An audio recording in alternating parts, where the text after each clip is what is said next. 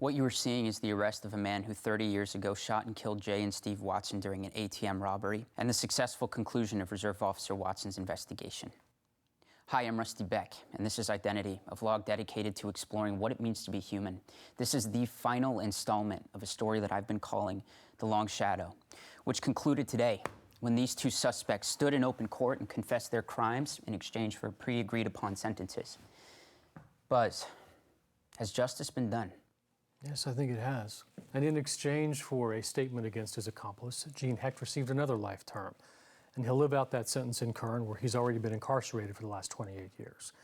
And for fully cooperating with the LAPD and the District Attorney's Office, William Jones, who actually shot and killed my dad and Uncle Stephen, will serve out a sentence of life without parole in a prison near his family. And because this was a double homicide, both of these men were eligible for the death penalty. But that would have meant a trial, and no one in my family wanted executions.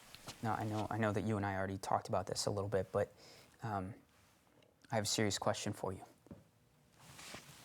Okay. When you were sitting in court earlier today and you were looking across at Mr. Jones's kids, you said that you felt like you hadn't gotten rid of the shadow, but rather projected it across Mr. Jones's children. That's right. Yeah. Well, look, don't get me wrong. I have a great deal of sympathy for these kids and for the mother, but everything that they're going through right now is entirely the fault of the killer. Their father cast that shadow, not you. And Mr. Jones is responsible for absolutely everything that's happened here. I don't disagree with that. But what Casey and I went through, it's just starting all over again for another boy and girl who don't deserve it. And even though they're victims too, the justice system doesn't look at them that way. And I can't help feeling that there's a gap somewhere. Yeah. Yeah, and in that gap is a long shadow. But how do we get rid of that shadow? Well, that's a good question. Every story you've done on Identity has been, in some way, about how the law interacts with children and how difficult it is to see them through that shadow.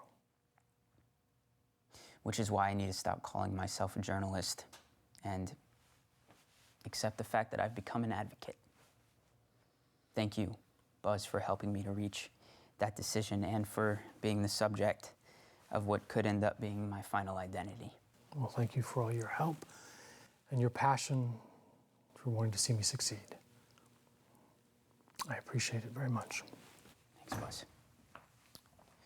And thank you to Gustavo Wallace for managing the cameras during the story, and all of you for following along. Looking to the future, this afternoon I started looking into law schools.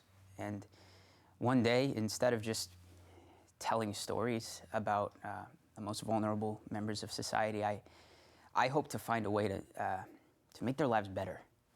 And that may require me to come back to this vlog, but in my new role as an open advocate, still wondering aloud what it means to be human.